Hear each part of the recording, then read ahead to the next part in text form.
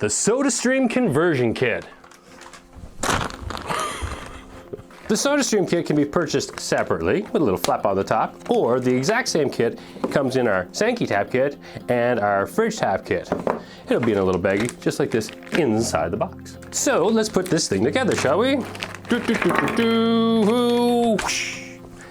The main part of this kit is the Sodastream adapter. It goes onto any standard Sodastream bottle.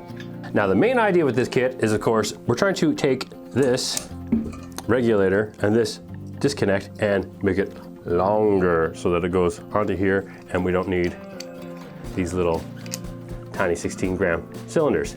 So ultimately it's to save money on CO2. So we'll remove this from here, and then we put the Sodastream adapter into the regulator. You can basically just finger tighten that. And then we take this, which is the same thread MFL as the disconnect. We put that into there. Then we want our check valve to protect our regulator, heading with the arrow pointing toward the keg. So we can just shove that on there and you'll feel it go bump, bump past the two little teeth inside the duo-type fitting. Our extension hose, bump, bump, give it a little twist. Good fit. We'll put this on here. It's always easier to screw these fittings on before you shove the hose in. Then two bumps there. Honestly, finger tightening this is usually enough, but we'll give it a little snug with our thumb wrench. Don't overdo it. These are only made out of plastic, and there's no need. We're only trying to get this to hold no more than 30 psi, which you can hold with your thumb. So now we've extended this out to here. Here's the one tricky part. Spin this bottle on here until you get it just as it's ready to engage, and we'll see. Well, didn't even make a sound that time. So then we can check it here, crank it up, and you'll see the gauge shot up to 25 psi. You can then push it with your finger. That sound is the check valve making the little. And then you can go turn it off, slap it onto the keg. Oh, and by the way, on the keg, the side with the little notch in it, that's the gas. And then we can pressurize the keg.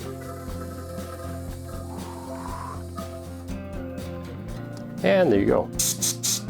And that is the complete assembly of the Sodastream Conversion Kit. So if you started with the Pro Tap Kit, just like I showed you, you can convert it out into using a Sodastream bottle with the Sodastream Conversion Kit. Just like this. If you started with our Growl Tap Kit, well then you would undo the regulator, place it on there like I just showed you. But of course you wouldn't have this with that kit, and you can just pull this off with your fingers. Pull back on the collar. Instead of screwing it onto the disconnect, instead you would screw it on directly to the growl tap. The growl cap.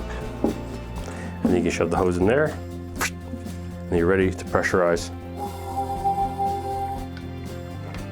the growler. The same goes for our basic tap kit. You would put the regulator on the bottle like I just showed you. The FFL adapter screws directly onto the basic cap, shove that down into there, and you're ready to pressurize the keg. And we can test it here. Just like that. The same goes for our Pop Tap Kit. Same deal, remove the disconnect, put it onto the Sodastream bottle like I showed you, except now you put the adapter onto your disconnect, shove it in here, stick it on the bottle, engage the pressure. And now, you almost fooled me here, because if I pulled this like I did with the other cans, I'd have water all over my table. We don't want that right now.